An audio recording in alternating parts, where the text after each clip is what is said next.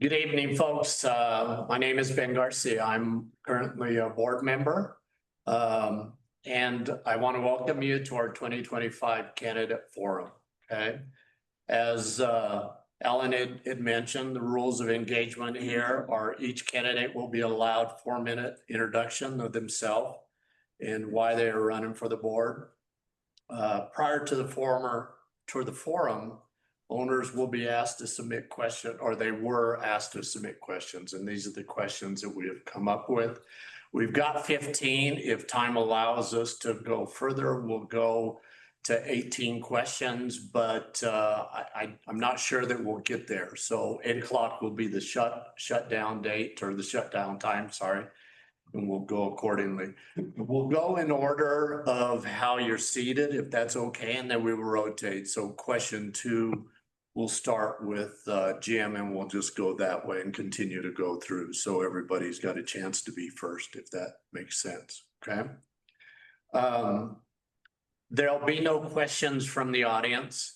Those are already prepared and sent through. So no questions or anything within the forum here as well. At the end of the session, if you so choose to, you're more than welcome to talk to each candidate, any of the candidates, and kind of discuss what you would like to. If you'd like to have further information, then we'll kind of go with that. Make sense? Everybody good with that? Okay, so with that said, we will start our first question. I'm sorry, we will start our introduction. We'll start with Erica first and go in that order. Erica, please. All right. Well, I'm Erica Bailey.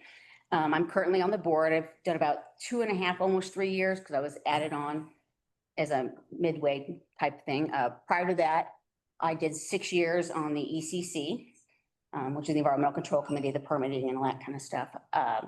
Been in Pagosa about 7 years, and we were here about 3 months when we had the very first July meeting, and went to that homeowners meeting and just loved the committee meetings and all that kind of stuff. So immediately that's how I found out about the ECC. So within like 4 months of living here, I've immediately gotten involved with the PLPOA and have been so ever since. I mean, you probably all read my bio. Along with those things, I mean, I have an extensive career in finance. I was a Series 63, Series 7 licensed broker for a while. Wasn't very entertaining, so I went back to school again and got my architectural lighting design degree and did that. I owned my own company for a while until I retired. I'm an artist, which is why I like to do the artistic things. So I always like to think about how spaces and things feel. And I love beauty, and I want things to be beautiful. I love animals. I spend every day, we walk in the forest with the dog, and, just love the squirrels and all that kind of stuff. Trying to figure out what you'd want to know about me. I have 3 college degrees, so I love school, I love those kinds of things. My degrees are bizarre. My first one is in cultural anthropology. My second one is Greek and Roman antiquities and languages. And the third one was the architectural lighting. So for me, it's just all about finding the art and the passion, and then the knowledge base. I love rules. Rules are my favorite thing in the world. If there's a rule, I'd love to follow it. So if it's a rule and we don't like it, then we have to figure out how to change the rule. But if it's a rule, it's a rule. And if it, like with the ECC, is like, well, that was the rule, but maybe we can try and find a way to make what you want happen in there. So it kind of happens the same way on the board, but not as creatively with one-on-one with the homeowners. But that's sort of how it goes. But I guess that's pretty much all about me. I'm me. I'm fun and perky and like to follow rules. Thanks, Erica. Jim? So I'm Jim Garrett, and I see a few people here I know. And so I first saw Pagosa Springs riding a motorcycle in 2004. And right away I thought, holy cow. And so this was where I wanted to be from that point, and that's where we are. Thanks to the consent of my wife. Thank you. So in 2008, we purchased a lot we were going to build, but in 2013, an architect came and visited with us. He said, you know what, the housing market is way down right now. You'd probably be well advised to see what you can find. And he was absolutely correct. Yeah, the man, that's a prince among men. 2015, we moved here. I had been practicing law in Pennsylvania for 44 years by that point, not including my time as a law clerk. I was a federal prosecutor for 36 of those years. Did white collar crime for many, many years. After we first got here, I worked for the Pagosa Springs Sun in 2016 and 17. I often tell people it's the greatest job I ever had.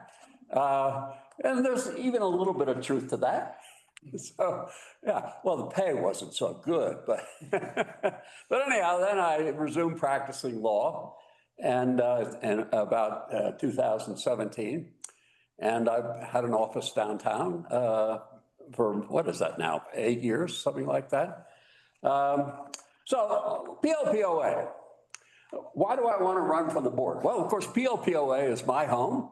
And, you know, the board is an important part of that. And I think the board should and hopefully does serve the homeowners. And that's what I think is necessary, needed, and what I would certainly want to do. I've got a homeowner's perspective, and all of our members, I believe, have a homeowner's perspective. And that's a perspective to be respected. So that's what the board should be doing, and that's what I would certainly want to do. You know, I don't want to criticize my colleague here for saying she loves rules. You know, I spent years and years and years enforcing rules. But, you know, one thing I learned about rules is that they can be a little harsh, and sometimes they need to be enforced with a heart and looked at with a heart, and you need to have reason when you apply them. And so that experience was ingrained in my bones for 44 years. And I take it to heart. So, you know, and I also believe that community enhancement is an important thing. Why? Because it relates to property values. Thank you, Alan.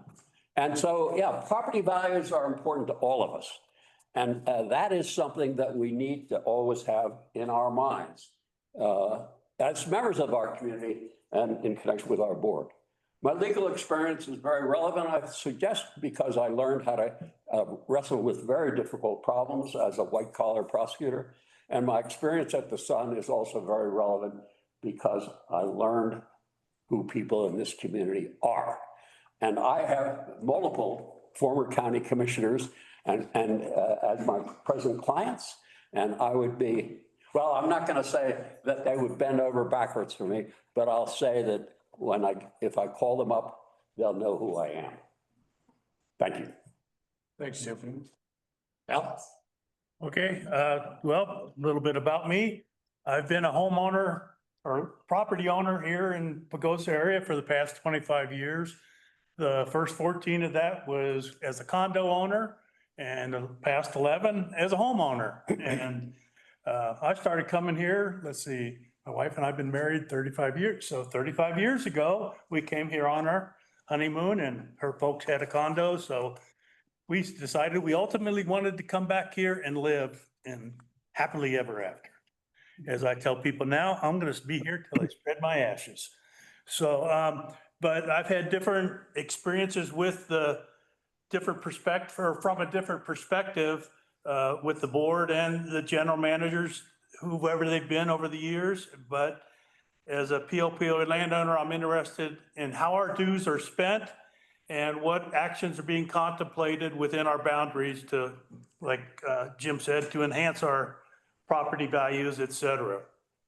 So to me, the board is elected and volunteered to represent the interests of the landowners, and the general manager and other PLPOA staff work for the board in an effort to spend the landowners' dollars in accordance with their desires.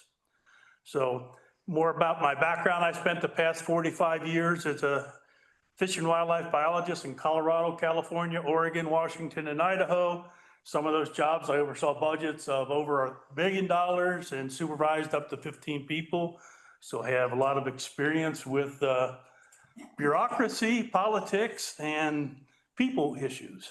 So, and the agencies I worked for was U.S. Fish and Wildlife Service, Bureau of Land Management, and Department of Army as a civilian.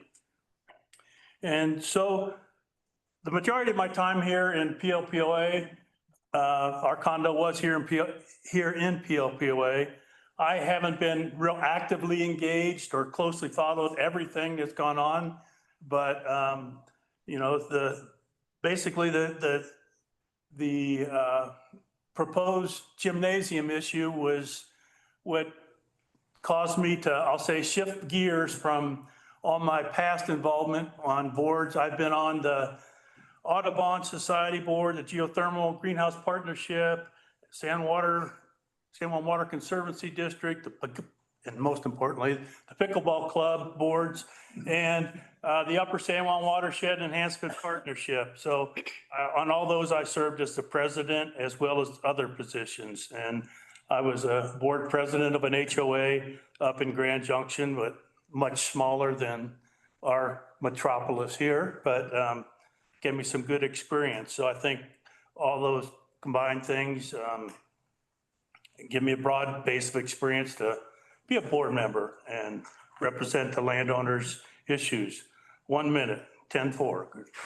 Over the past few years, I've told my wife that I'm gonna be getting off the boards. And, you know, when I said, well, I'm thinking about running for the PLPOA board, she goes, why? And it basically the gymnasium issue and the resulting, I say, mistrust that has occurred within the board and or the general manager. So I hope to be able to enhance that communications, and a couple things I think that couple examples of things that could be done are, you know, when the Zoom is a great tool that's available to everybody now, but I've participated in a few Zoom meetings, and when you're participating from outside, the quality of hearing is very bad. So that's, and got a couple other things, but talk to you about them later since my time is over. Thanks, Al. Paul, the floor is yours. Thank you. And first off, I apologize for not being there in person. I had a little bit of a family emergency I had to attend to, but appreciate you guys accommodating me via Zoom.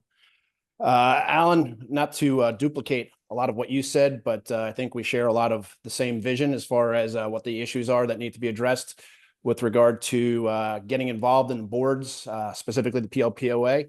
It was never really my objective to get involved until the gymnasium project kind of shed some light on the aspects of where I think the current board has a vision of this PLPOA going in the future.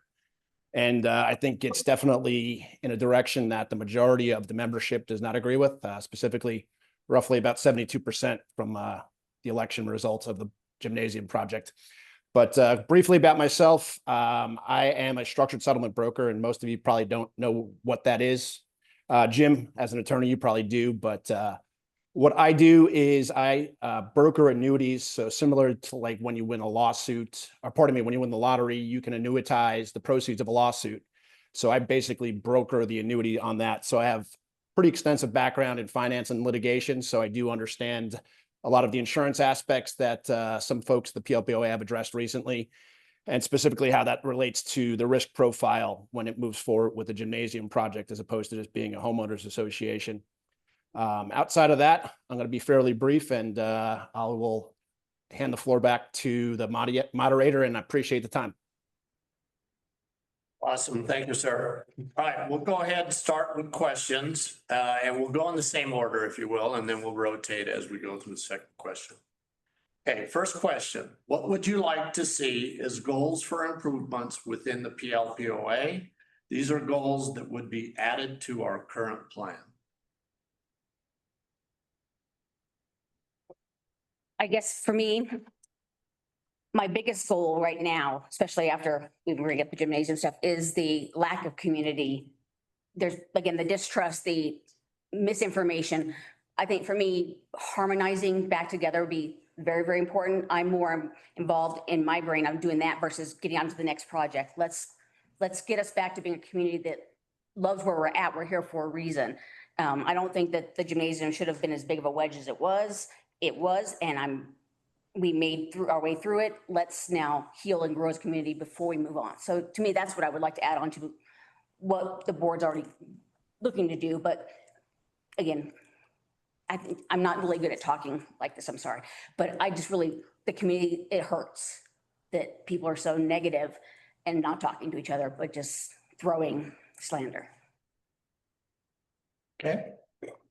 Jim? So, yeah, well, interesting, the gymnasium, I mean, several mentions of that, and for obvious reasons, an important issue to the community. It certainly was laid to rest, I suppose, at least for the present.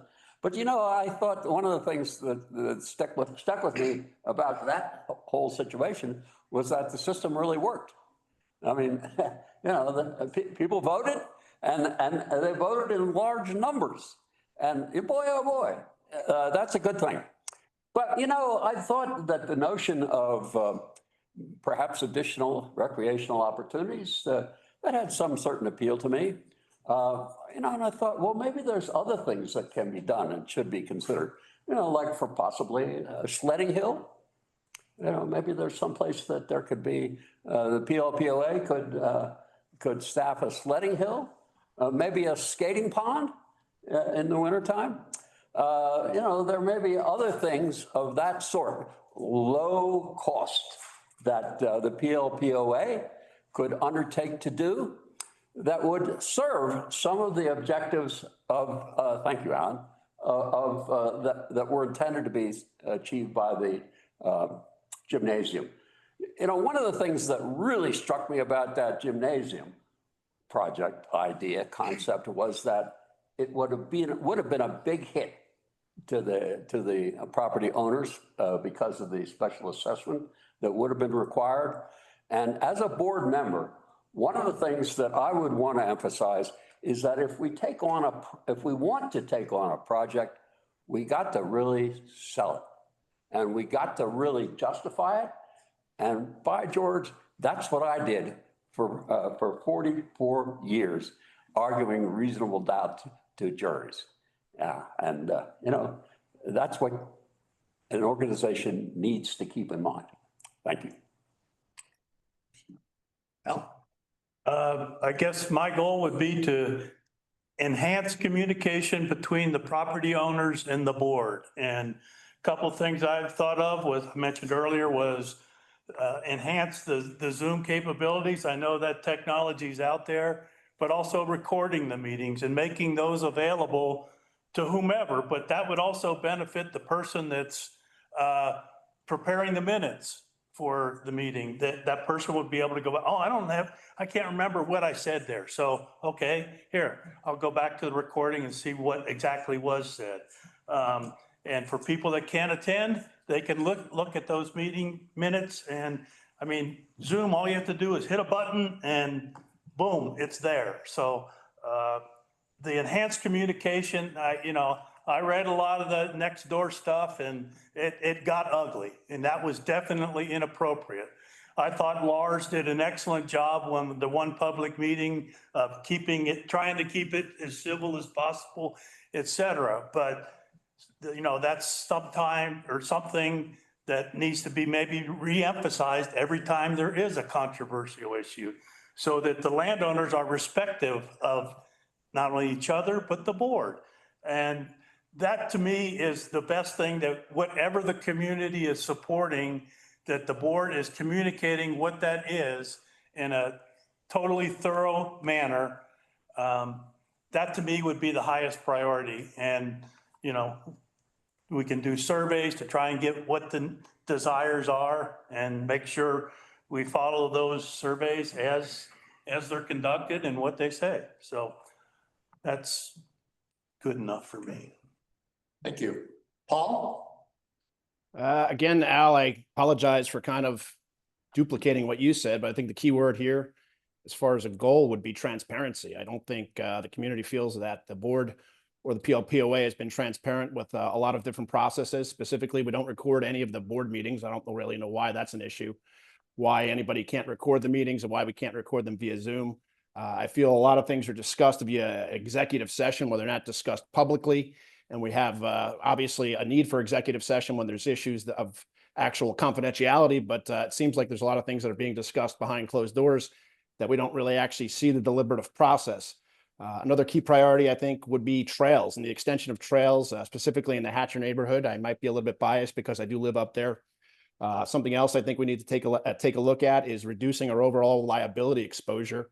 We live in a world where litigation is getting very expensive, and I think specifically the goals of the board kind of expanding into youth sports programs is something that I don't think a majority of senior citizens are going to be all that enthused with. And I think we have to focus on serving the majority of the community. I think we've kind of focused on taking a look at things that might work for specific members. And let's face facts, I think it's specific members that are participating in a lot of this actual deliberative process. But there's a huge proponent of the population of owners in the PLPOA that don't actually participate, but still have every right to be a participant process. Their needs need to be considered when we actually deliberate any type of measures that are moving forward. And that's about it. Thanks, Paul. Okay, question 2, and we'll start with Jim on this. As a board member, you represent PLPOA. What actions/steps would you take to foster positive relationships with our community and the community partners? Well, first of all, I'm not sure I really agree with this, with the way that is expressed. I don't know that the board members represent the PLPOA. Certainly the PLPOA is the membership. And I think it's the members that the board should really be representing. And in terms of, what the community does, governmental relations are obviously very significant. I understand, for example, the county recently has had this, excuse me if I offend anybody, but let's say bizarre notion that that they aren't going to be responsible for the roads in the PLPOA because they never accepted them. What I think the county might be overlooking is something that I know as a lawyer, which is that way back in, I think it was the late 1980s, maybe the early 1990s, the county received a large sum of money in connection with a bankruptcy settlement of Fairmont Pagosa. And thank you, Alan. And, since that time, the county has been responsible for the roads, whereas the Fairmont Pagosa had been responsible for beforehand. So that's the kind of thing. It's, you got to be respectful in dealing with public organizations, public agencies, but you also have to have some information, and perhaps it wouldn't hurt to have better information than some of them have. And all I can say is I did learn a lot about the county back in 2017, and as a lawyer. Thank you. Well, I guess, yeah, just during my tenure here, I've worked a lot with the county commissioners and town manager, town council, et cetera. So, I'm not saying I know everything they want or do or whatever, but, I think I've got a good relationship with them and can talk to them and say, okay, this is what we would like as the PLPOA, and how does it meet your goals, our goals, or how can we compromise and get it together, or put our efforts together and be in accordance with our bylaws. So I guess that's the main thing I can think of right now. And somewhat, when you say community partners, who do you mean there? I think, Al, if you will, it's pretty much everybody outside PLPOA, the Okay. county, the city, all those Okay, entities. all right, I'll just leave my answer stand. And then as far as trying to find a mechanism to communicate with the community members, I don't want to necessarily say I'll give everybody my email, because, don't be careful what you ask for, but, or phone numbers the same way. But try to find some way to be able to communicate and, you know, I'm open to having a beer with anybody, so, I guess that's about it. I'm sorry, the reason I answer it that way is these questions were all brought in. No, I understand. So Okay, in yeah. a lot of cases, I'm not sure, I don't want to speak for them, Yeah, but no, I, my thoughts were anyway. yeah, my answer covered it as far as my interpretation of your explanation, so. Okay, Paul? Well, first and foremost, I think actually having access to the email list of all the membership that the PLPOA management certainly uses to communicate with the membership to push forward their own agenda would be something that would be beneficial because we can actually communicate with folks as opposed to having a vetted email process that specifically puts together a perspective that is obviously jaded. But as far as dealing with the county and as far as the city, I think we just need to communicate with folks if they want to do things like not repair our roads. I think we basically go out and we have to deal with that at the ballot box. We have to basically put forth certain initiatives to remove these people from office if that's their perspective and that's what they want to do. And I don't think we do a real good job as far as a community representing our constituents as far as what we actually are. I think a lot of folks look at the PLPOA as a governmental agency. In my humble opinion, it's probably gotten a little too big for its own scope and might need to be reduced that scope, but we certainly need to communicate with the county that in the event that they want to deprive us of county services, we need to make sure that we're going to make sure that's heard at the ballot box and remove those folks from the county commissioners board.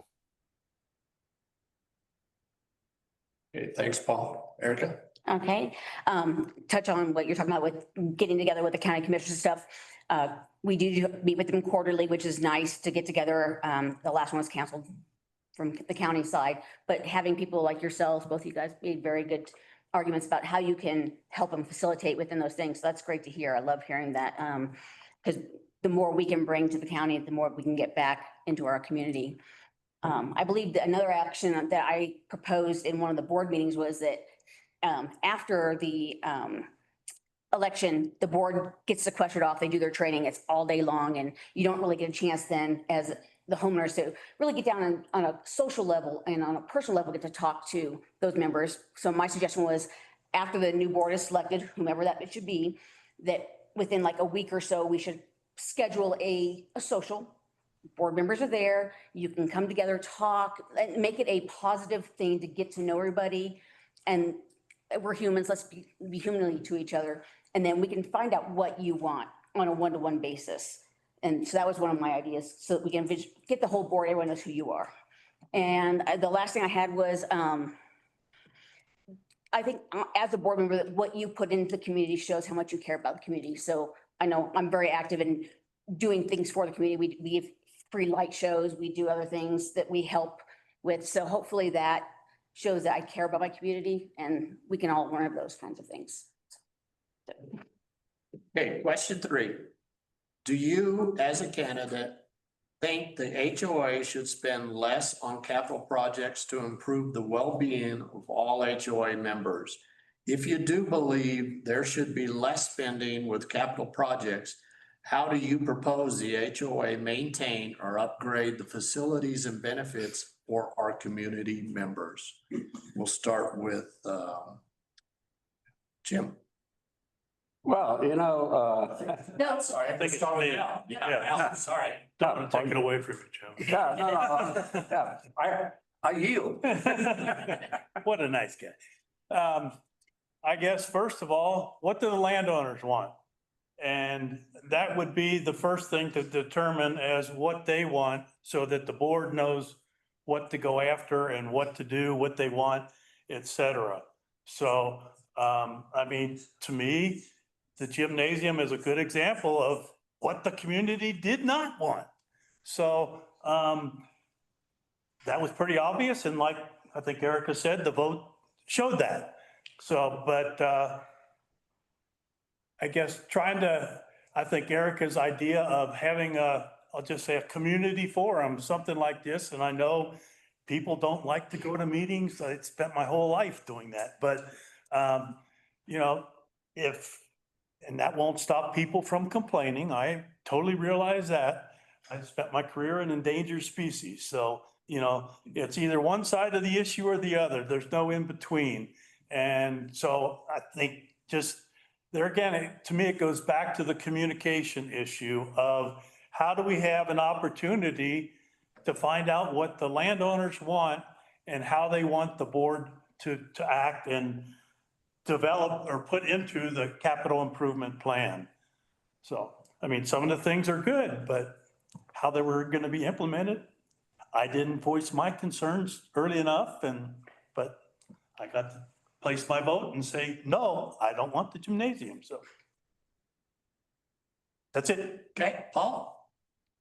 Well, first and foremost, I think something that needs to be addressed that I'm not sure if the community is even aware of, but there's going to be a ballot measure on the ballot coming in July that it seems like the board basically deliberately, intentionally put together a competing ballot measure. And it seems like all they're trying to do in that situation is dilute the vote. But everybody can address that on their own, specifically how we should actually raise money to pay for facilities. If you use the facility, you could pay for the facility. We can charge fees for people to utilize the gym. If we want to upgrade the gym, we could finance that through dues and other cost-based initiatives. Specifically, if you want to fish, you could pay for a fishing license. I don't think we have to have these massive capital expenditures that are going to be creating a larger footprint for the overall POPOA. I think if there's specific things, specifically the gym, I think needs to be addressed. It's kind of a little bit dated, but that's something that can certainly be broached by the folks that use the gym. I don't think the majority of the membership should finance that. And that's kind of just an overall periphery. I don't really want to get into details because I'd be quite honest with you, I don't understand the actual financial aspects of how the gym operates and what that goes into. But I think overall, I think we need to be, again, transparent. And I think people that utilize the facilities should bear the cost of the facilities. Very good. All right. Well, the question actually kind of is a little off because the capital project versus the upgrading of facilities or maintaining the facilities are two separate funds. And there's always funds that cannot be moved out, always set up for maintaining and keeping in the reserve so that everything can be maintained over time. The capital funds, yeah, that's brought in so that we can choose to do any sort of capital project. I think that personally, the survey that went out on about what we wanted beforehand, that actually was before my time. I didn't like the survey. I thought it had too much detail instead of being higher up and moving its way down. I think it should have been blocks and then going with another survey, knowing what people want versus trying to throw out all the options. And one of the options that was not thrown out was gym. And then that's where it all kind of got crazy because it was too detailed. My opinion, again, I wasn't there to write it. I came in just when everything started. The idea of having to pay as you use is intriguing. I get that. But let's walk down that road. The PLPOA pays for and maintains areas around the mailboxes. Not everyone has a mailbox. So you want to start paying for that? I don't walk on the trail. I think maybe the trail people need to have an arm badge saying they bought their trail permit, right? I mean, where does it stop?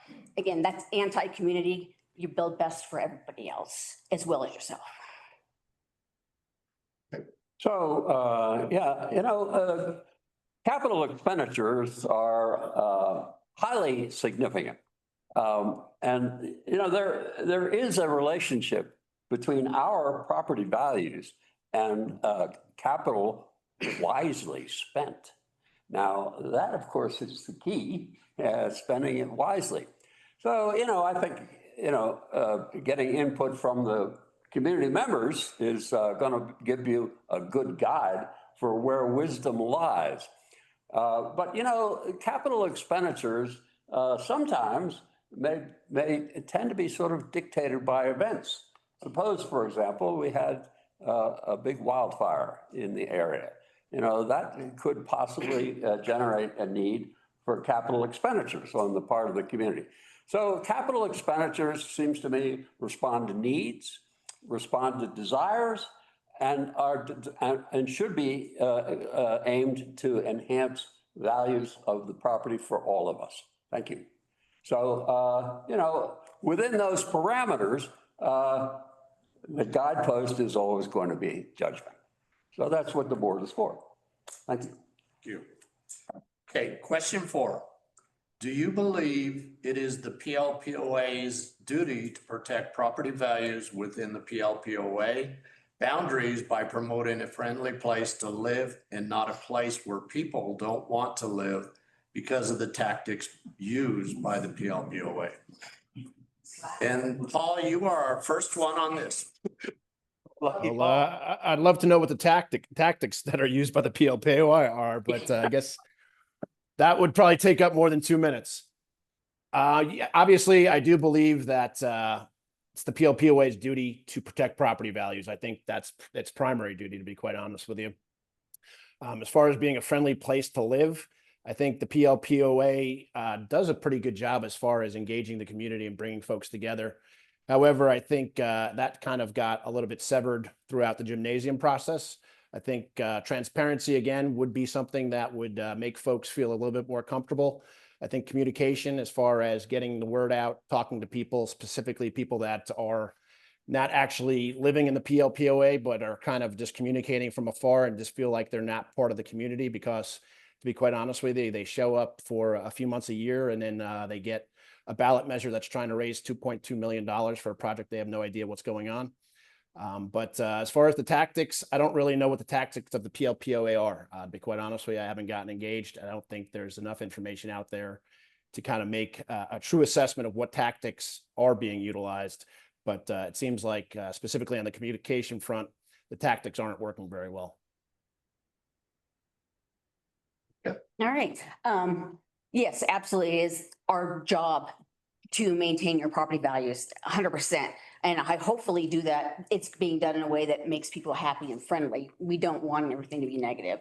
That I don't, as a board member who sat there, that was never been an intention to do that. I do believe there is some transparency issues, only in the lack of communication, because we don't get to see everybody all the time, which goes back to the town hall meeting. Maybe that's more regular, so we can understand those things, not just digitally by paper and email and stuff like that, because things get translated and mistranslated so wrong in text and words.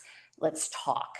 I don't know what the tactics are either. I'm not sure what that means. To me, my tactic is always just to be, listening and trying to do what I think is best for the community. Most of the things I vote for, I don't have any stake in it. I don't have kids. I don't use the trails. I don't use the gym.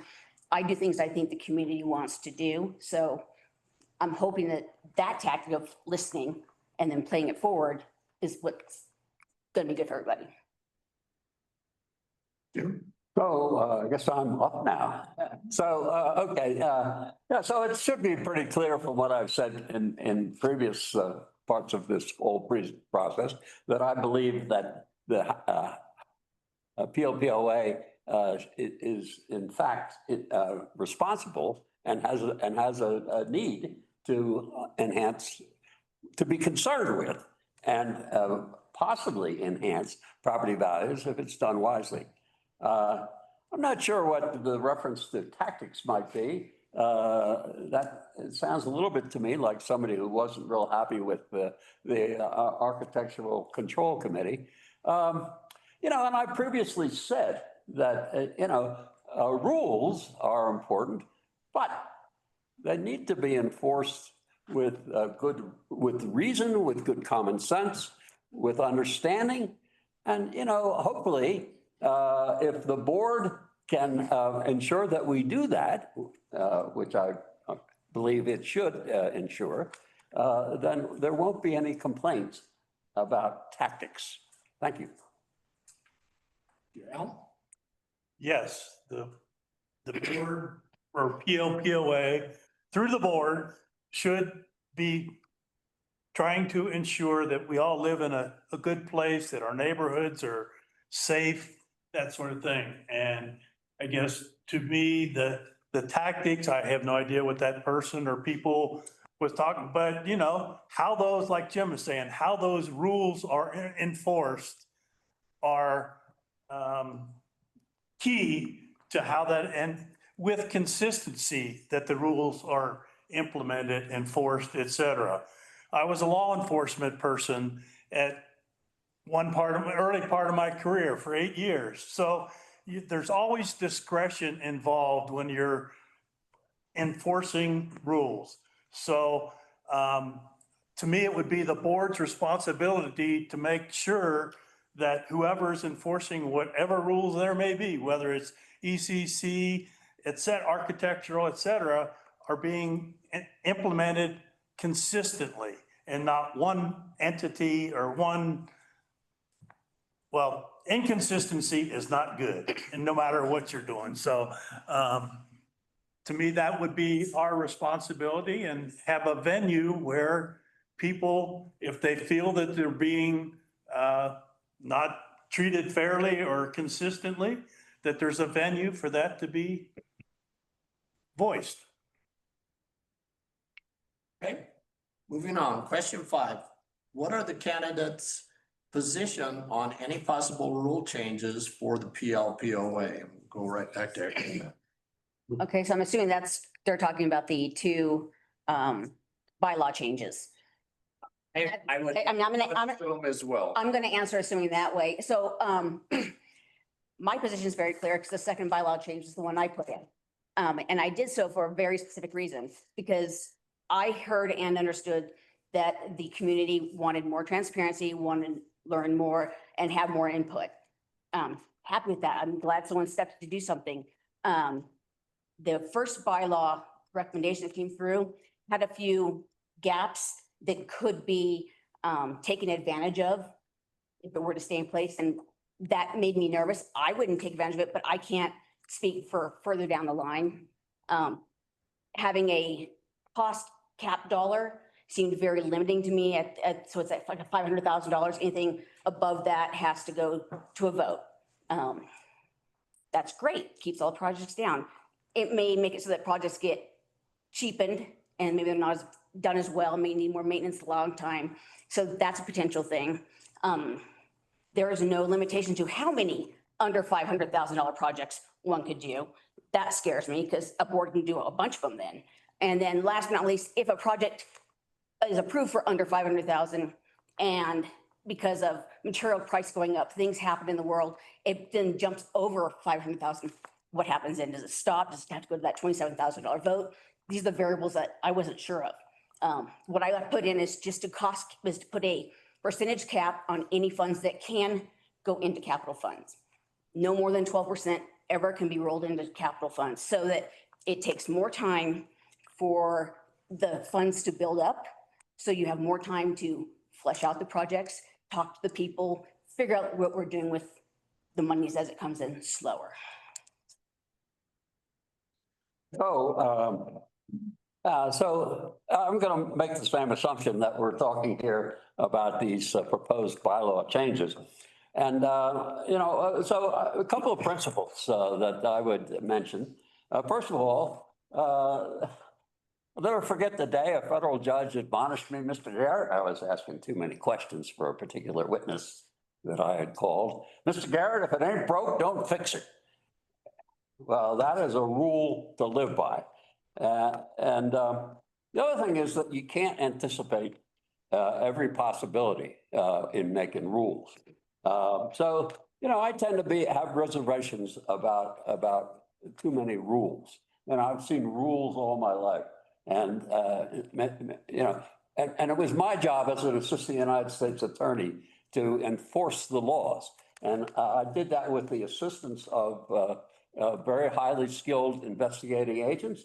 But it was really my decision what we were going to do in an individual case. And, that really does give you a good perspective.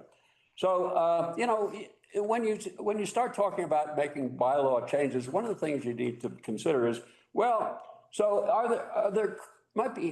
could there be unknown consequences? For example, I don't have any real strong objection to the one about the capital expenditure and the limit on allocating funds to the capital fund. But, there could be a huge need that might arise unforeseen, or maybe there would be a sudden variation in the assessments in the community for whatever reason. Maybe, like I say, a wildfire. So I don't know that necessarily you can put that on a piece of paper. The other proposal that's been made, like I said, if it ain't broke, don't fix it. And I don't think we got anything broken there. Thank you. Well, I'll disagree with you as far as if it ain't broke, don't fix it. The rules we're currently operating under were written 50 years ago and times have changed. So I think we need to modify to fit the times. And, there's always going to be situations where the rules don't exactly fit. So to me, that's where the board comes into play to say, okay, this is what we do. If a special election is needed because the fire comes there and affects our water supply, what do we need to change? Yeah, that's why issues are put on the ballot to do that. And, the amount that the PLPOA has, the percentage is increased significantly. So, giving approval to the board to do it, whatever that number is important to be adjusted for inflation we've all witnessed the crazy increase in the prices over the past few years. So, how do you deal with those? Those can be written in there or adapted as time goes forward. So I guess I would say I strongly disagree with you, Jim, is if it ain't broke, don't fix it. You need to look at it first. But, like they say, everybody has an opinion as well as certain other anatomical parts. So I'm done. Paul? Well, I again agree with Al, way too much there, but I want to address a few things. Specifically, as far as Erica's position on the numbers not going up. And first and foremost, I guess I should admit here that I was part of the actual members that put together the bylaw change. So I definitely had my hands on that. So I certainly have a little bit more in-depth knowledge, but it has an increased rider of CPI, which is effectively the consumer price index plus 1%. So we're actually giving you more than what the inflation rate should be.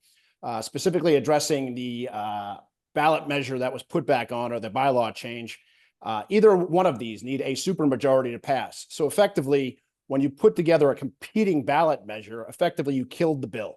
You made it impossible for it to pass in the event that 60-something% doesn't actually vote for this. So I think it was kind of just a poison pill in my humble opinion, but that's speculation.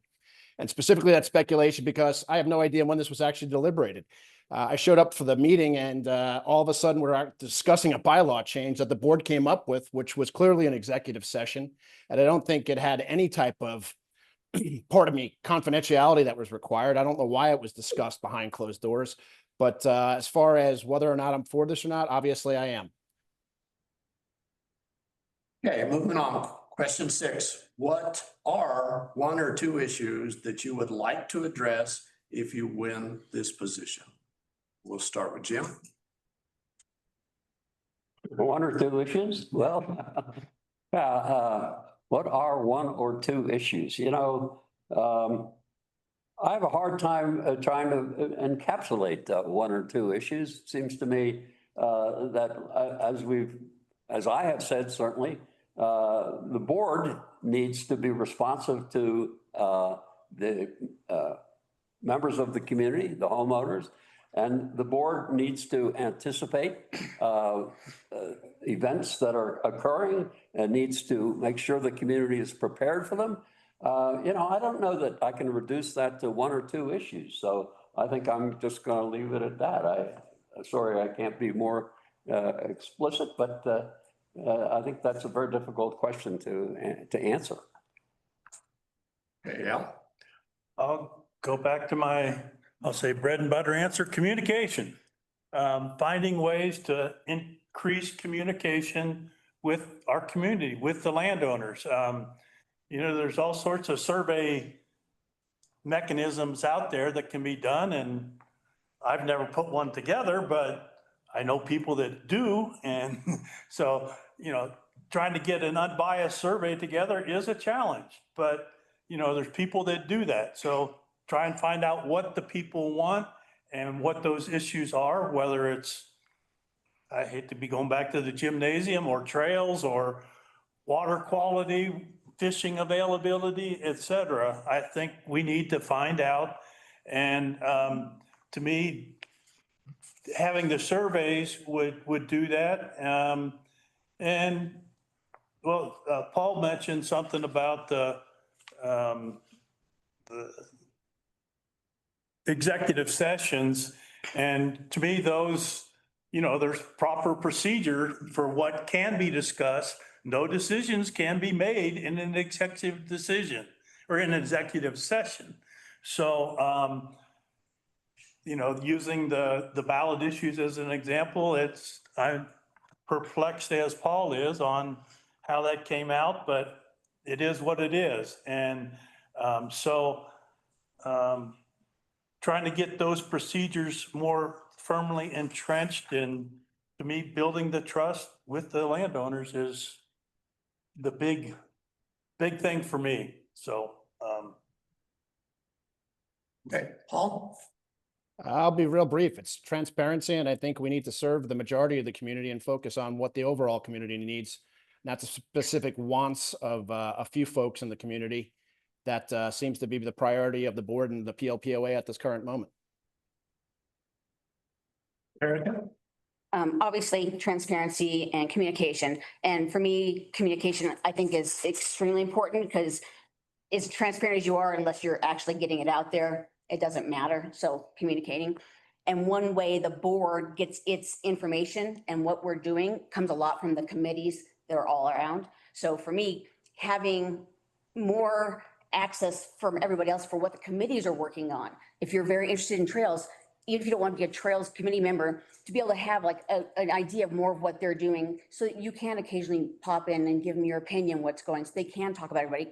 So that when they lobby to us where funds and how things are going, we get more census, because we don't make things up in the board. We don't choose. We take all the lobbying from everybody else's information and go with that. So the more you can interact as the community with the people who are presenting to us in large groups, we can get more of a sense of what we all want. And to me, that would be important. Me, again, I keep going back to this town hall. So maybe there's like all the committees are sitting in the clubhouse one day, and you can go and shop the committees. What are you doing? What do you like? What are you for? Then you know what they're thinking of doing ahead of time. And you have to be proactive in choosing to how you're going to think. You can't just let information come to you. You're responsible for your own information. So. Okay, well, congratulations. We've just finished a quarter and we're about an hour away. So question 7, what do you think is the proper balance in PLPOA's budget between providing services to homeowners and enforcing rules? Is the current balance appropriate, or would you shift resources one way or the other? And we will start with Al on this. well, to be honest, I don't know what the exact proportions are right now. So a little bit hard to answer the question, but as far as the capital needs and what was the two budget issues there again? Let's see, it's proper balance in PLPOA's budget between providing service to homeowners and enforcing rules. Is the current balance appropriate, or would you shift resources one way or another? I guess to me, they're intertwined, but I guess I would put the emphasis on service, and then the enforcement, I would think, would be part of that service, so that you have the rules that providing the services, whether it's architectural, environmental, et cetera, and consistently enforcing them and relaying what those rules are and different potential interpretations, and, get a legal person involved. I applaud you guys, because these questions are not easy to decipher. Yeah, I mean, and like I said, I'll admit that I don't know exactly what the budget split is right now. And that shows my, I'll say, lack of involvement to date. But, you know, if elected, that changes. So that'll be my responsibility then. Okay, Paul? Again, I have no idea what the actual split is, so I'm kind of just spitballing here, but as a member who received an email from the PLPOA that, and I'm kind of using air quotes here, but it was pretty much, the PLPOA is a private corporation, has the right to refuse service to anyone. That came from the PLPOA home office. So I'm not really sure how they actually interpret rules. Specifically, I know that they deem the rules to be enforceable at their own discretion. So I think that's something I would change. I would want something that was a little bit more concrete. And that's about all I have to add to that. Okay, Erica? Okay, well, I think the split, it's always a sliding scale as to how the budget gets spent and all that kind of stuff. So I don't, it's not like it's 12%, it should be 9. It's not that specific of a rule. What I will say though, is the providing services and then enforcing rules thing. I'm gonna give credit to somebody else who has nothing to do with the board, and that's Chris, who is now the Department of Community Standards Manager. Since he's come on along, we've taken all of our, we've got, I think the board has not looked at one fine in months because he's going out there and community, working with them, trying to get everything fixed and letting homeowners know how they can comply with the rules. And if the rules don't work, how can we sometimes bend the rules, or maybe it's just a bad rule and just bring it to the board. We've been getting all that kind of stuff. So we are trying to not make it about, you know, getting you in trouble. And this is that, the idea is to have everyone enjoy where they live. And if everyone takes care of their stuff properly, that's how it works. He's working really, really hard to get everybody in compliance. So nothing to do with the board or me, but he's doing an amazing job on that. So. No, I'm going to echo my two colleagues and say, you know, I did take a look at the budget specifically just recently, you know, just to sort of understand what the overall picture is. You know, and I have to say, even despite looking at the budget, I'm not sure what the exact mix might be that's implicit in that question.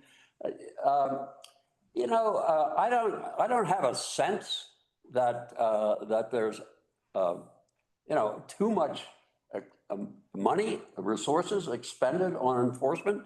Seems to me you know, what you do is you strive for reasonable enforcement, and maybe that costs money. You know, I just mentioned earlier, I worked with very skilled federal investigators. Well, those people didn't come cheap.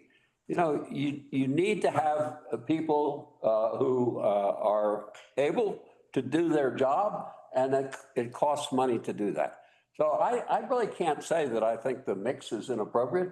You know, I think the PLPOA provides lots of services like the pine needle pickup and other things like of that sort. You know, we stock the lakes. There's lots of things that the PLPOA has done for homeowners. And, you know, the mix, I don't know about the mix, but I don't think I see any gross imbalance that makes me be worried about where we're headed. Thank you. Thank you. Okay. Moving on. Question 8. What is your position on short-term rentals in the PLPOA? Are you in favor of continuing to change STRs to charge STRs triple the amount on dues? We'll start with you, Paul. Well, I could speak specifically to this. I actually had a short-term rental license for about a year when I first moved into the PLPOA. And to be quite honest with you, I think it was prohibitively expensive to continually pay the county and the PLPOA, specifically if you were utilizing it for a limited amount of time. I think we're discouraging people that actually utilize their home on a regular basis from actually recouping any funds from a short-term rental. I think there should be some limit or some tax that's kind of per night, as opposed to just giving people a blanket fee. Because in all reality, once you pay that blanket fee, you're motivated to fill that STR as much as possible. We're basically motivating the people to have heads in beds at all times because they need to recoup the fees that we're paying the county and the PLPOA. So I would kind of rework that entire structure to be something that's a little bit more lenient towards people that only do it on a very limited basis. And if it went further than that, kind of charge somebody on a nightly basis. Obviously, the administration would have to be something that needed to be addressed, but I certainly think there's some internet platforms that can handle that nowadays. Okay, Erica? I don't have any short-term rentals next to me, so I don't hear the grief. So my opinion is going to come from hearing what other people have said and hearing owners of STRs and trying to consolidate those two in my head. As far as I'm in favor of, if this is an issue, why don't we sit down and talk about it again? Again, this was all done before I was on the board. I understand why. I've heard the stories and I've heard the logic and I've been explained everything, but maybe we need to revisit it. Is it correct? Maybe does it need to be a scaled level? And then what is the process of that? And then Mark, how do you verify that? And look into it. Let's run a program. Let's see how it looks and figure it out. I mean, if it's that big of a deal, I don't know the answer and I'm not going to make one up, but I think we should look into it then. Well, certainly, property owners have rights to exploit their property. On the other hand, short-term rentals are somewhat of an issue in the Pagosa Springs community. We have a shortage of available housing in this community, and that's a drag on all of us. It may be an indirect drag in many ways, but for example, how many times have you been to a store where they weren't open when you expected them to be open, or a restaurant? You know, that we've all experienced that. So there is a concern with the volume of short-term rental properties that we have in this community. And so in recent years, the PLPOA and the county and also the town have attempted to address that problem in various ways. And one of the ways that they have done that has been to increase the fees to short-term rental owners. I have clients who have been short-term rental property owners. I also have clients in the affordable housing field. And so I see both sides of the question. I'm not unsympathetic to people who own such properties. Like I said, they have rights, and I think they need to be respected just the way we would respect the rights of any of us to utilize our properties in a fair and reasonable manner. But at the same time, short-term rental properties, it's my understanding, can be a source of irritation and problems, and that is an issue to be considered as well. So, it's not a simple answer, yes or no. There are reasons to justify the enhanced fees for short-term rental properties, and those are reasons that need to be taken into account. Thank you. Thank you, Al. Well, when we owned our condo, there were no short-term rental fees. I'm sure it would have had a different effect on what we did with our property if we had to pay the various county and PLPOA, but that's water under the bridge. And I guess from what I'm hearing, I wasn't real involved because I don't have a short-term rental anymore, but I guess I think it would be worthy of another evaluation of getting input. Okay, this is what we've implemented. What are the pluses and minuses of how it's been implemented to date? And what is the community's assessment of what needs to be done, whether it's increasing or decreasing the fees?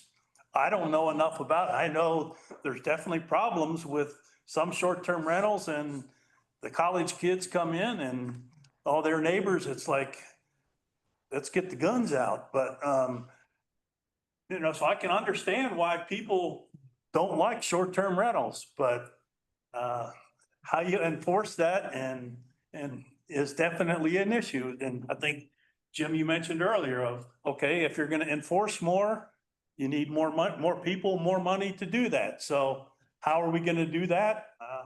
But I mean, it basically boils down to maybe a reevaluation of the situation and what changes, if any, need to be made. I can't say one way or the other right now because I don't have enough information to say. charge them more or less. So Okay, question 9. What is your number one item / issues that you hope to accomplish or help to accomplish as a board member and why? And we're starting with Erica. Well, I'm going to repeat myself yet and yet again as community. We have to bring ourselves back. We don't have to love and like each other like, best friends, but we have to have respect. And that starts with community. And that's where I'm going to start with everything. Getting information out, listening, making sure people feel heard, making sure the board is giving what they need to give. And also that we're getting correct information from everyone else and not having people go on social media platforms and spread disinformation, which breaks apart the community. Just if you don't like it, you don't like it. If you like it, you like it. But let's be civil. Let's have a good community and let's just have an open dialogue. That's for me, that it has to start there because you can't get anything accomplished if everyone's fighting. So I've said it in different ways this evening. I think that there's a concern with that the board should have, and I hope certainly does, with the way that people feel towards the community, towards the board, towards their neighbors. And, that is, I think, something that that needs to always be taken into account. It's something that the board, I think, can certainly play a significant role in. Whether or not the board is not doing that well at the present time, I'm not really prepared to say. I've said before that, of course, the gymnasium was a big controversial issue in this community, and it has been resolved, and that was resolved by the vote of the homeowners. Again, I have said I think that's the way the system should work, I don't think I can say that I have a number one priority other than do the best job you can and make this community the best place to be it can. Thank you. Al? I guess somehow enhance the mistrust that is out there, whether it's appropriate or not. I'm not going to be I can offer my opinion, but everybody has their opinion again, and finding ways to make sure that the people trust what is coming out of the board, et cetera, so that, we don't have to get into the ugly arguments that occurred over the gymnasium, they got to the point where they were definitely inappropriate. But, I don't have a crystal ball to say how that can be done, but, I've definitely moderated situations where you had people on definite opposites of issues, dealing with endangered species or sometimes personnel issues. So we need to find some techniques to enhance the trust of the board or the community's perception of trust of the board and see how that goes. And I guess get some report cards or whatever to see that. And I'm not not a survey expert, but maybe talk to some survey folks to find out what is the cause of all the mistrust that is out there. Or if there isn't mistrust, then find that out also. Okay, Paul? I'm sorry. No, I'm done. Sorry. Again, to go back to the same thing here, I think it's just transparency. We have signs on the doors when we walk into the PLPOA building that we can't record any conversations. I mean, it kind of feels like you're walking in to meet with Don Corleone or something. It's kind of nuts. We have Zoom meetings of board meetings that we can't record.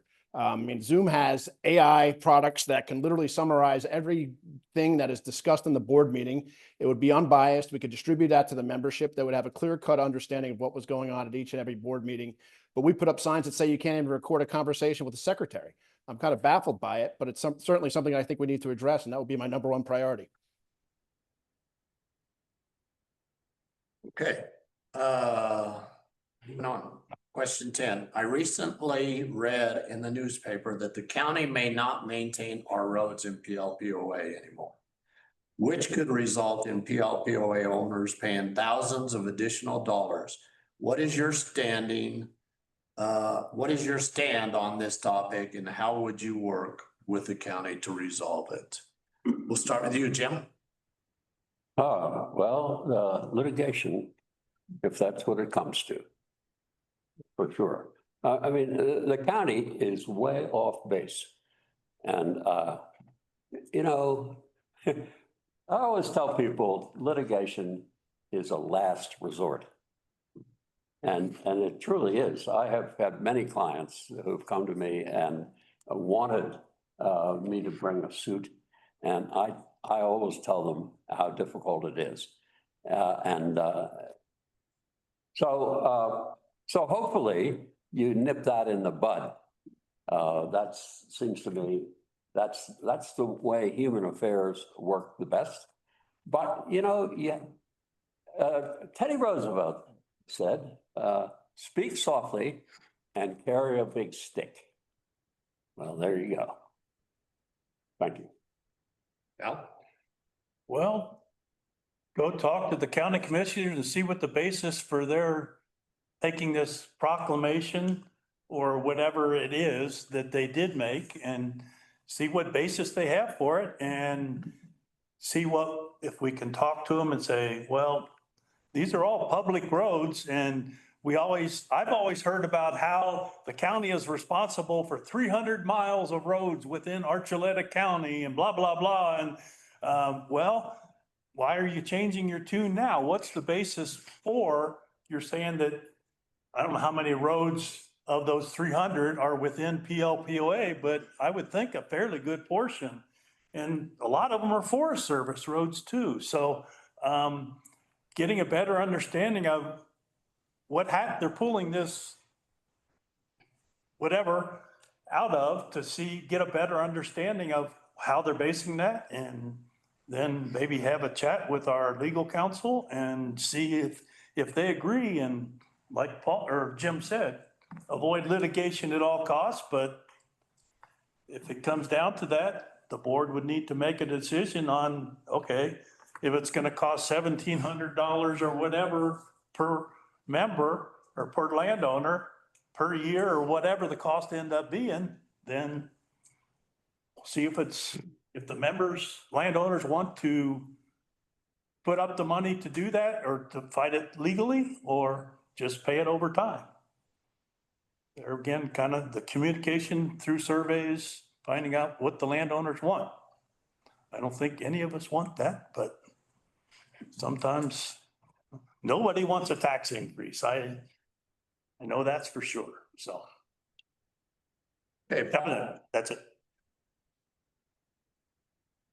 Paul, you with us? I'm here. It's your turn, buddy. All right, Al and Jim, I couldn't agree more. Obviously, if we need to litigate this, we need to litigate this. It seems like the PLPOA has pretty high-end attorneys in Denver that they've referred to me to several times for pretty minimal issues. So maybe we actually focus our legal resources on not defending the actions of the PLPOA and the board, but actually litigating something that might affect the membership. And that's all I got. Okay.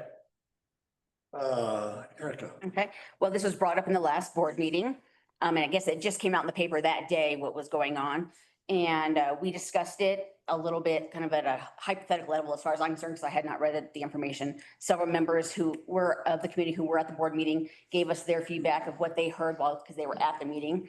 At our board meeting, we then, as the board, as we often do, directed Alan to start looking into researching and finding out where they're pulling this information from and getting all the facts. And then once the facts are gathered, presenting them, if necessary, to the lawyers. And I believe that's what Alan's been doing. So we're already on that road of trying to find where they're getting their information from, so that we have the facts and the data, so that we can go to the county with this. And if they push back, then we can go to our lawyers. So that ball's rolling.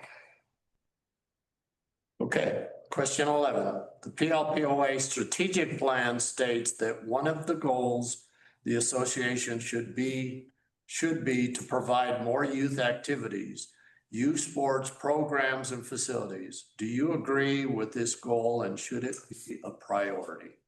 We'll start with Al on this. To the extent it's consistent with the bylaws, yes.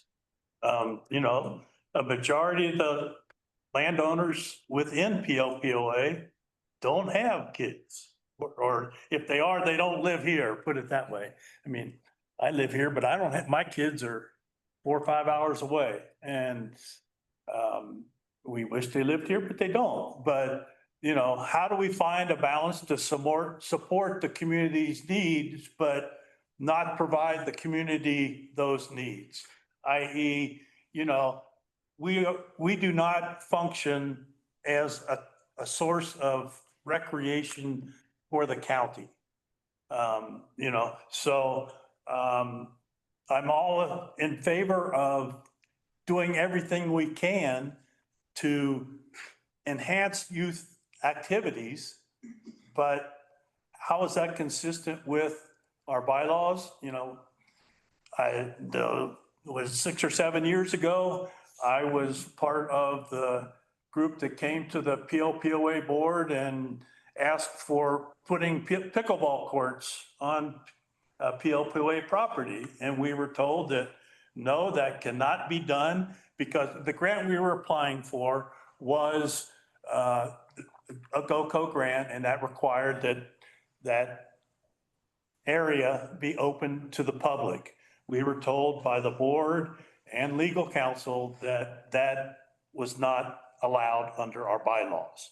And so some of the things that have happened recently, we've signed an MOU with the county for some different youth activities. And there again, that's great, but I don't believe that the PLPOA should be serve as the quote rec center for the community and fit within our bylaws. I mean, thank you. Okay, Paul? To be quite honest with you, the short answer is no. I don't think that serves the majority of the membership. I think it's a county responsibility to deal with youth activities and youth sports programs. They're afforded substantial liability protection with basically they have a $250,000 cap, whereas if we host these events, we have unlimited liability. And I just don't think that the majority of the folks that live within the PLPOA boundaries are going to benefit from any of this. And therefore, it shouldn't be a priority to basically deal with the minority opinion as far as what they want to actually get done. I don't think it's the responsibility of the PLPOA. The county seems to neglect that responsibility, and it's not our responsibility to step in the place of the county. Hey, Erica? All right, starters, I don't have children. I've been known to say, I love children because they taste like chicken. Yeah. But the fact is, I don't have kids. I don't have friends with kids, but I will give a quote here from my favorite person in the world, Walt Disney. Sorry, husband. Our greatest natural resource is the minds of our children. Mind, body goes together. We don't supply in our community a place where a child can get on a bike and ride to someplace and go do something without having to be driven all the way across town. Even if it's a small amount of things, that is what makes a community bigger and better. Do you want the kids running around doing things bad in the street? Do you want to give them a good thing to work on?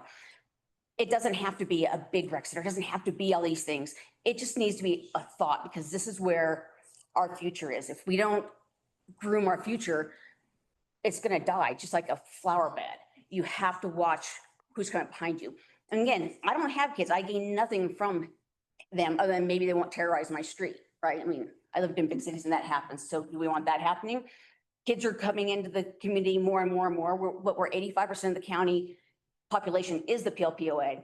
So 85% of the kids are already in the PLPOA. And with all the affordable housing coming in, they're coming in more and more and more. So, I mean, I just think that taking care of community includes the children and the young families who can't chauffeur their kids all over the town.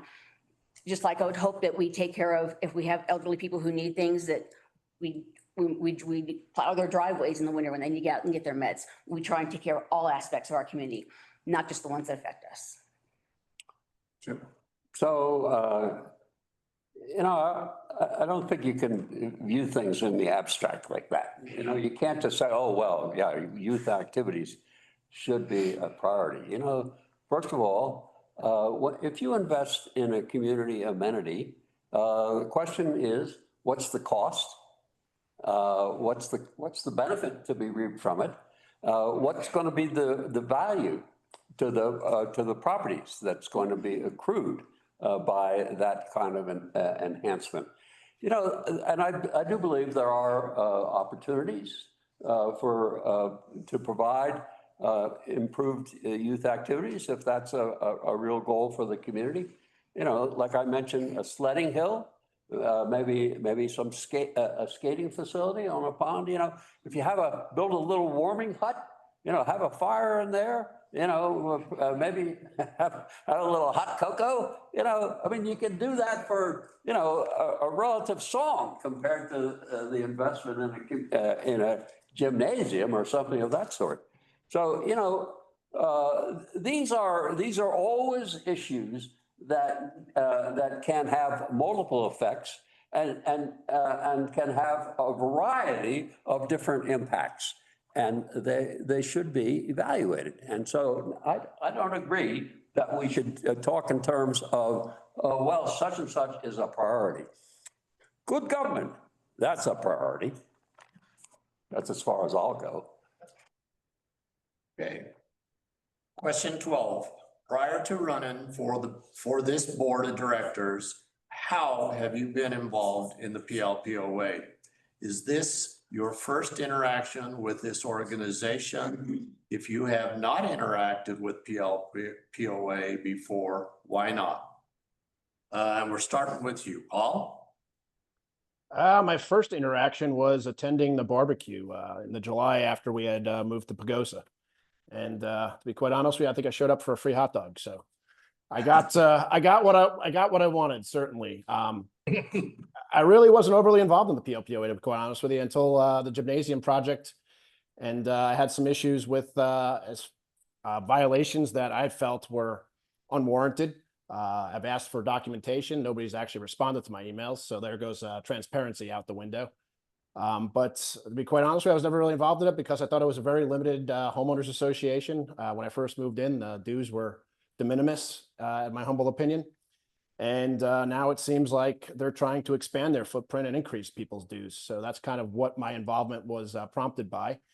And that now I think it's basically the only time to kind of start moving forward. We got to basically take control of what is actually going on in our community and basically try to limit the scope of what, in my opinion, is an expansionist vision of the PLPOA.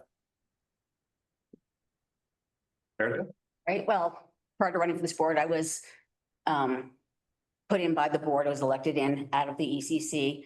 So obviously I did that, and the ECC before that. As far as other interactions I have within the PLPOA, again, I believe that I give to the community, and that's what I want people to take away is I do things for the community, not for myself.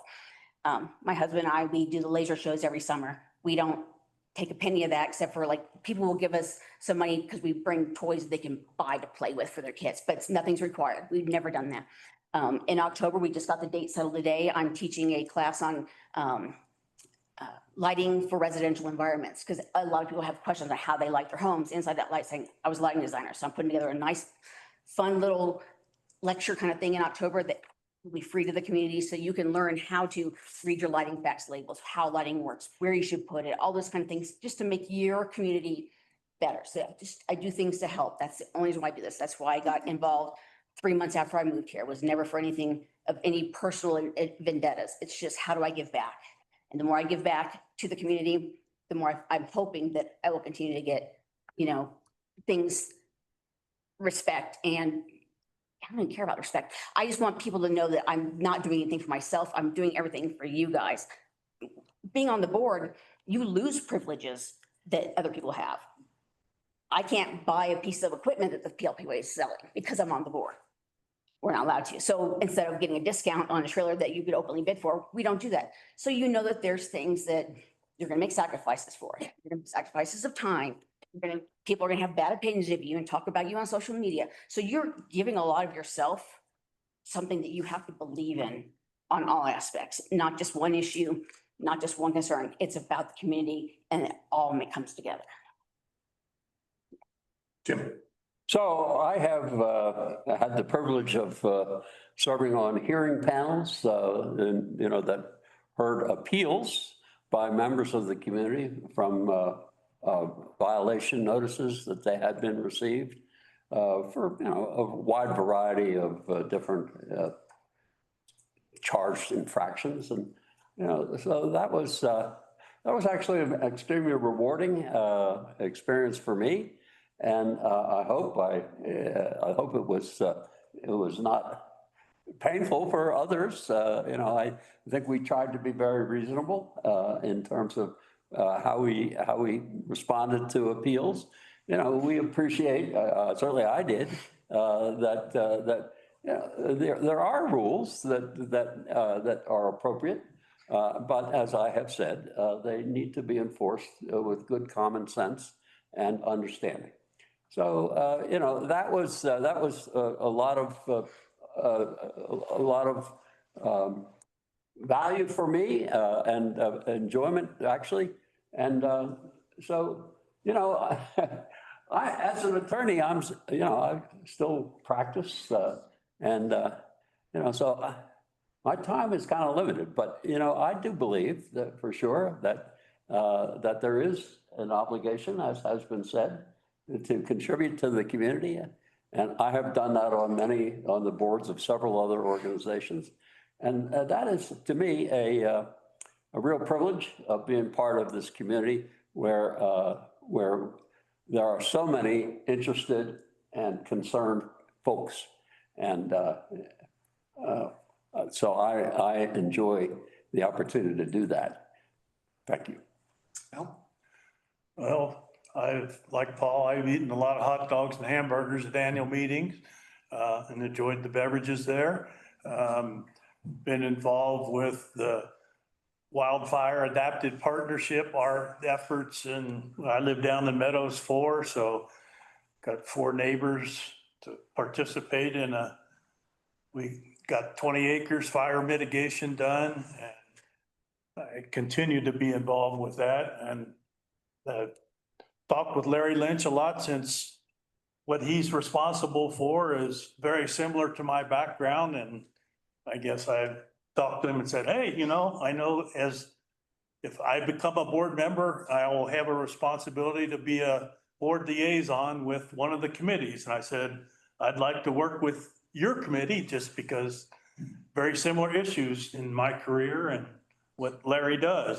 Plus, Larry's a great guy to work or be around. But anyhow, I guess that would, try to think of anything else. I have 1 minute to think of something else, huh? I'm trying to, could you repeat the question again? It shows how brain dead I am. Prior to running for the board of Oh, directors. my involvement, okay. Yeah. Been involved with mediation with potential violations of issues involving building within POA. And then, like I said, I've worked with the board trying to get pickleball courts here and that, so various aspects of things. And then when we had the condo, I was on the board of that specific condo association and our relationship with the PLPOA board. So that's about it. Okay, great. Question 13. What has motivated you? Paul didn't answer. Paul, sorry, Paul, sorry. Didn't I start off? I thought you did, yes. That's why I have it marked here. We're testing you. You're just If you want me to repeat the answer, I certainly could do so, but just Too to many preserve hot time, dogs. I think let's move on to the next one. All right. What has motivated you to become a member of the board? And we start with Erica. Giving back. That's 100% what it is. It's always just giving back. I mean, I've spent my adult career on well, I wrote them down here, like 9 different boards on the national level of the Illuminating Engineering Society, things like that. I've been on a lot of mentoring committee things. For me, it's just, I am a better human being if I think of others. So for me, that's why I moved over into the board. Prior to the board, I just have time. Prior to the board, when I was on the ECC, I fully believe that I was effective in the fact that I was trying to get the entire ECC to stop making anything on an opinion. I don't like that color. This is not right. No, it's not an opinion. It's what are in the rules. If the rules aren't right, we can change them. We changed a bunch of rules because they were outdated and silly and things like that. So how can you help the community by seeing what is an obstacle to be changed? And hopefully I'm bringing that same type of concern and care for the community to my board position. So that was I'm sorry. No, you go for it. You're on it. So the question was, what's your number one objective? No, what has motivated you Oh, to okay. become a member of the board? Well, so, yeah, I mean, enhancing this community. I mean, that's it in a nutshell. I guess I don't need to say anything more than that. Thank you. Al? What has motivated me? Well, to make sure the actions that are being proposed / implemented are consistent with my values and what I interpret as the community's values. I mean, there's a good chance that my values are going to be different than other people within the community. But so trying to find out what those values are and implementing them and enhancing the trust. I'm not naive enough to think that me as a board member am going to do all these great and wondrous things by myself, but I have to have other board members that have similar approaches to how the board manages the PLPOA's resources and our lots. So just doing that and doing the best I can and being forthright and expressing my opinion. And if it doesn't work out, then, well, keep trying. And I'm used to beating my head against the wall, being a federal employee sometimes, that don't always get what we want. But Congress and or the president control that. Hey, I Paul? won't go any further on that one now. I was just gonna say, that's gonna open up a whole nother can of worms. Yeah, we'd have to have another 2 hours. Basically, I just want to shed some light on what's actually going on in the board meeting, bring that to the community and make sure they're aware of what things are actually taking place. I feel a lot of members of the community felt like they were blindsided with the gymnasium project, and that goes to transparency and communication. And I think those are 2 major issues that need to be addressed almost immediately. And it doesn't seem like the current board is motivated to do so. Okay, question 14. It continues with our subject gymnasium. Given the recent vote and discussion on the gymnasium project, what are your priorities for capital spending for the HOA? What are your views and what are your views on what physical policy our HOA should have? And we will start with Jim. So that question sort of is a repetition of some of the earlier questions. Yeah. I mean, as I've said, my priorities for capital, my priorities for capital is to spend it wisely. Thank you. Yeah. I guess I would agree with Jim, spending it wisely, but also in accordance with how the landowners want it to be spent. And, increasing our ability to understand what the landowners want. I talked about surveys, et cetera, and finding out what the landowners want and how the board can help implement those desires. The end. Good. Paul? Long story short, I think we have to have a focused spending plan on improving the resources that we have. Currently, we have a gymnasium that looks like it was built in 1983, and we want to build a brand new gymnasium without putting any new paint on the place. That kind of seems a little bit frivolous in my humble opinion. Another focus I think we need to focus on, Erica had mentioned earlier that parents are driving kids around. We don't have trails that connect the outer areas of the PLPOA to the rest of the community. If we can just get kids on bikes, I think that would resolve a lot of that issue in and of itself. Specifically, I think we just need to kind of focus on things that the the macro community actually needs, as opposed to focusing on these individual things that cost a ton of money and don't really benefit the overall community as a whole. Erica? So regardless of the gym project, I think the part of all capital funding should be projects or things that need to be done or required to be done first and foremost, sort of like Jim said earlier today.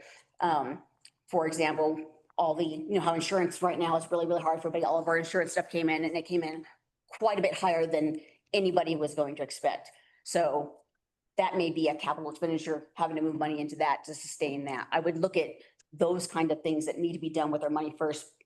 That's how I would see things like that. As far as the policy should be, again, transparency and communication, so that if we are going to do projects, we can do them. Let's slow them down. I know we all want to have like every year, let's get 2 projects in. That doesn't have to happen. It can go slower and they can be smaller. They can be things that more people can use. We just need to decide. That's all what needs to be done. So, I mean, my fiscal policy is we just do what makes sense. Okay, question 15, and this is quite lengthy, so. What do you think about providing value for annual dues paid by property owners by eliminating additional fees charged by the PLPOA for such things as use of lakes or rec center, permits for property improvements, community gardens, grass seed, biannual indoor yard sale, amenities, etc., and instead only charging user fees to non-property owners? And we'll start with Al on this. Well, from what I can remember of that question. And it's behind you. Oh, Hard to see, but I could read it again if you like. no, I can read, I think.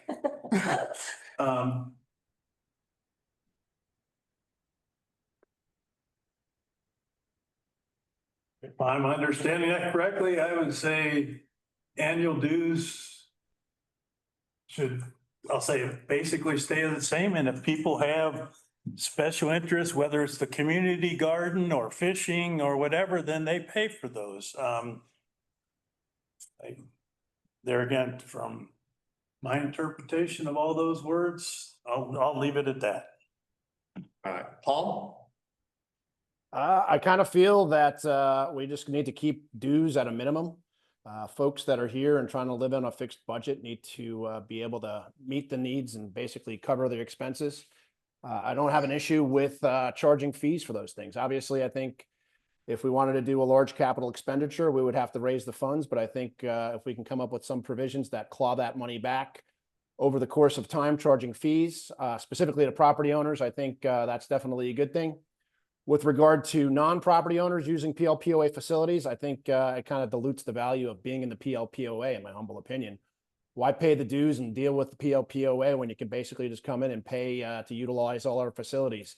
It certainly dilutes the value of being in the PLPOA, specifically if you're somewhat adjacent in the property and you're trying to make a decision between 2 properties. I think you would probably not really give any type of value enhancement to the PLPOA in that scenario. I think the PLP actually already provides a value. If you think about dumpster days, pine needle pickups, the various things that I can't even think of right now that everyone gets access to. You can get a mailbox. We're not charging for those. Those are value adds that the PLP is already doing. Could we do more by not charging for all those things? Sure, everyone's annual assessments are going to go up incredibly because those particular programs typically pay for themselves. Fishing, I mean, I'm the treasurer, so I see how much dollar value goes into the lakes. You don't want to absorb that across the community. You thought the gym was bad, that would be bad. The fishing permits pay for that. The gym, people who don't use it, don't pay for it. That makes perfect sense. I think that the system is set up in a really good way. Are there tweaks to be made? Sure, something to investigate. I mean, if I had a crystal ball, I could tell you the right answer, but the reality is we all give a little, we all get a lot, you can piecemeal some of the stuff. You can't go to a complete à la carte system where everyone pays for everything, and you can't provide something for everyone to choose to be able to use. Well, pine needle pickup is a good example. Not everyone in this community has pine trees. I have 50 of them, and I'm very, very grateful for the 20 bags that they take from me. It comes off the other 100 that I've got to figure out what to do with, but it's very nice. It's a feature I get, and I like that. There's other features like the trails that I've never stepped foot on a trail in 7 years, but I am absolutely always voting yes for trails. Get as many as we can, because that's that community involvement, getting people out. You should be a gorgeous area. Let's get people walking and being healthy and stuff like that. So that's how I guess I see things, is we are already doing that. We're never going to please everybody, but we want to try and please the majority. And I think the existing programs do that, and interpretation and options of other programs are always on the table. Again, committees like the Garden Committee, they come up and tell us what they're going to be doing and how they're working. So. Jim? So, well, in principle, I think user fees are sensible. Raising dues across the board, I'm sorry, not everybody uses all the services. I think we ought to rely on user fees to a significant degree. It seems to me there's a question within a question there, perhaps. There was a reference to non-members, and that seems to me is perhaps the real issue. What are non-members? I guess. To what extent are we having non-members use community facilities, and are we considering why? And if we are, then sure, you might want to have a little bit greater user fee for a non-member, but I don't think I would say, well, charge non-members user fees but not community members. I don't think that would be cutting off your nose to spite your face, or something like that, whatever that saying is. So, I don't think we should by any means be turning our back on user fees in preference to raising dues. No way. Okay, we're going to move on with 3 more questions.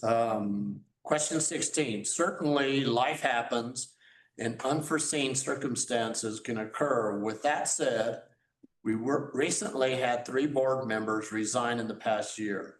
Are any candidates looking to move outside the PLPOA without fulfilling your term if elected? And we will start with you, Paul. Well, I think specifically one of the candidates resigned for issues that had nothing to do with them moving. Actually may have been 2, but certainly I don't plan on moving out of the PLPOA. I certainly may move within the PLPOA and buy other alternative housing because I currently have an issue with my neighbors. But outside of that, I don't have any intentions of leaving Pagosa. Eric? I'm here, been here since day one. I'm not going to leave my term. I commit to something, I'm there. That's my principles. So, I'd give all, even if I'm not elected back on, that's fine. I will still be here giving. I'll still give my lecture, and I'll still give to the community as much as I can. I'm a lifer. Thank you. Good. Al? Well, as I stated at the beginning, I'm here until they spread my ashes, so. And hopefully they'll put them in the San Juan so they go all the way down to Lake Powell. That was. Is there going to be water in there by then? Well, I was involved with that, so, but yeah, I know what you mean. All right. Not too well. Question 17. Our community continues to grow with more houses and residents. Do you agree that the association should plan to expand its recreation amenities for future demands? And we will start with Erica. Yes. We're growing. We have to grow with, what that expansion is. I'm not going to give an answer to, but yes, we always have to be looking forward. If we don't look forward and we don't expand, this area will die off. People will not be here. No one's going to be around. There's no one to move here to buy your house when you want to sell it. We have to continue to make the PLPA a growth place. So, yeah.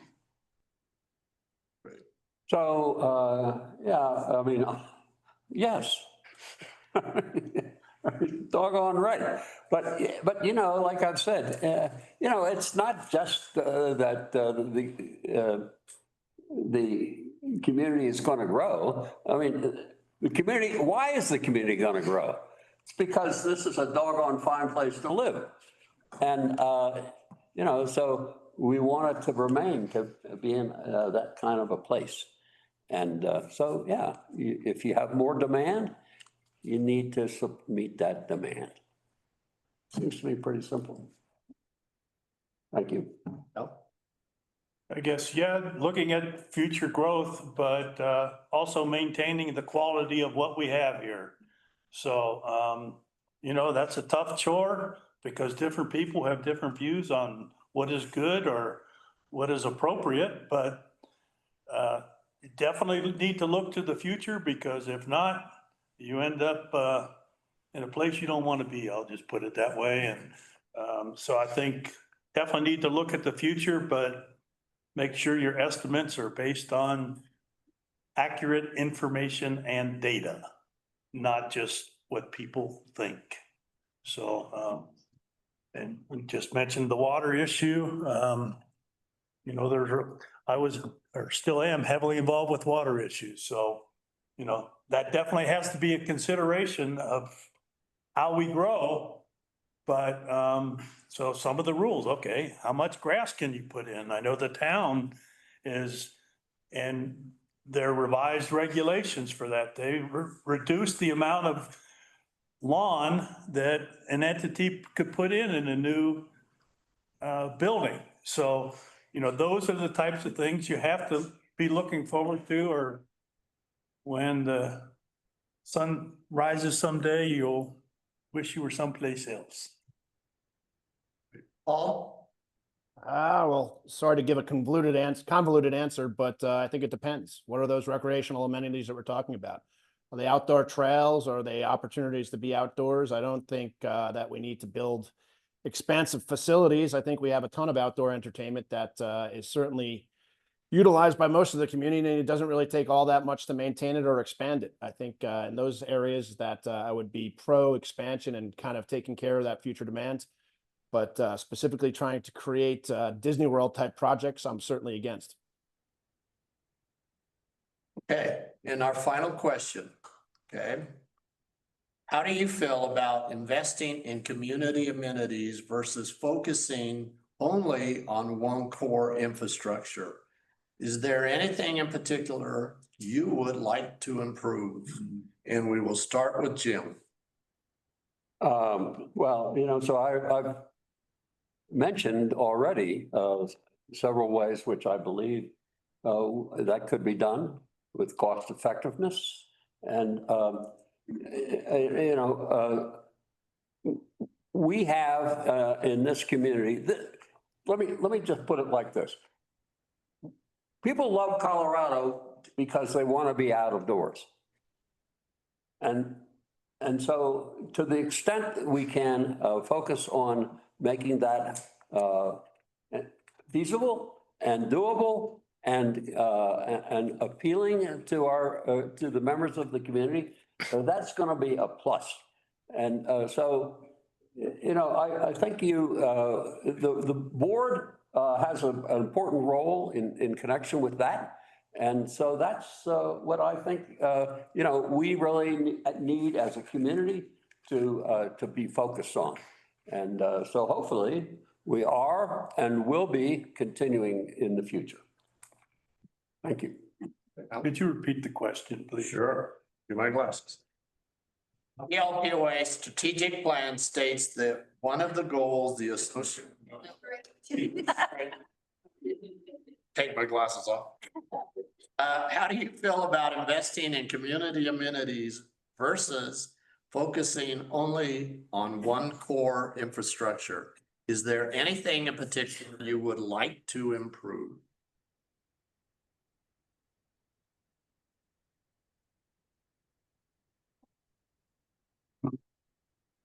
One thing I would like to improve. Well, there again, to be honest, I'm not sure what all might need improvement. I mean, I've lived here permanently for 11 years but I guess I'd like to become more familiar with what is out there. I guess if anything, I would say probably fire mitigation. And so that fits into a community amenity or a core infrastructure, I would say it's very integral or interrelated because, if our houses burn down, there's not going to be anything to live in. So, we're going to be facing a tough year this year unless we get even if we get significant rains, we're going to be in for a cooker, and hopefully Mother Nature doesn't provide too many lightning strikes that have to deal with, but that's again related to water. And so being able to manage our infrastructure with the water we got and maybe reduced lawns would be one thing to improve on. But there again, I think I would go back to fire mitigation. Paul? Well, Al, you're probably correct on saying that should be the priority, but I'm going to basically choose another option just because I don't want to duplicate your answer once again. I would say the trail system. The trails up specifically in my neighborhood, so obviously there's a little bit of bias there, but the trails seem to be pretty beaten up. I think they are very difficult for a lot of the senior folks to walk on, and we definitely need to improve on those, and specifically in the Hatcher neighborhood. I know when you get a little bit closer to town, the trail system's pretty developed. It's paved, definitely provides a lot more opportunity for folks to kind of just walk around their community. But when you get out to the distant areas, it doesn't seem like it's a focus.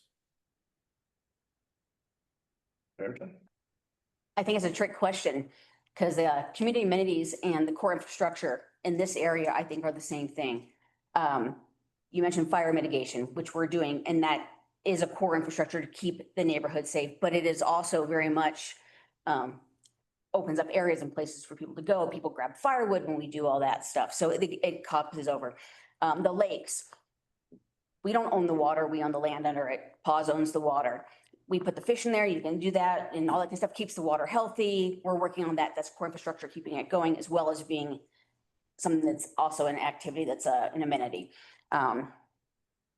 I agree with the whole too much planting of things and it be watered. We live in a very naturalized, beautiful location. I would love to see everything naturalized.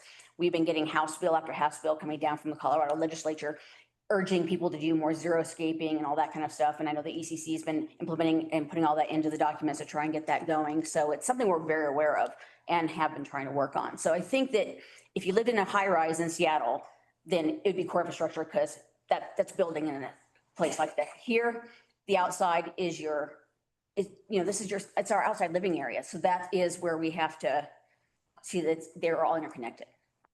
Trick question. Awesome. Well, that concludes our forum. I'd like to just thank, first of all, the community for giving us the questions and being actively involved in what it is that we're trying to do. And it's obvious listening to the four candidates that their heart is in what is right for the community. And I think that's goes without saying that that's the most important thing. So I appreciate, the opportunity to listen to what you all had to say and look forward to, being able to work with y'all. So that's it from my point. And you're welcome to meet. I don't know how we'll do that with Paul, but you're welcome to meet with any of the candidates and talk to them about any separate issues you may have, but that means that we are adjourned. And I wanted to. All right, yeah. Great job of facilitation, 3 minutes before the deadline. Nice meeting you. Yeah, likewise. I know I've been in your office. We were. Thank you all very much. I appreciate it. Either way, like I said. I'm sure you have. We are high school. Oh, Remembering them all.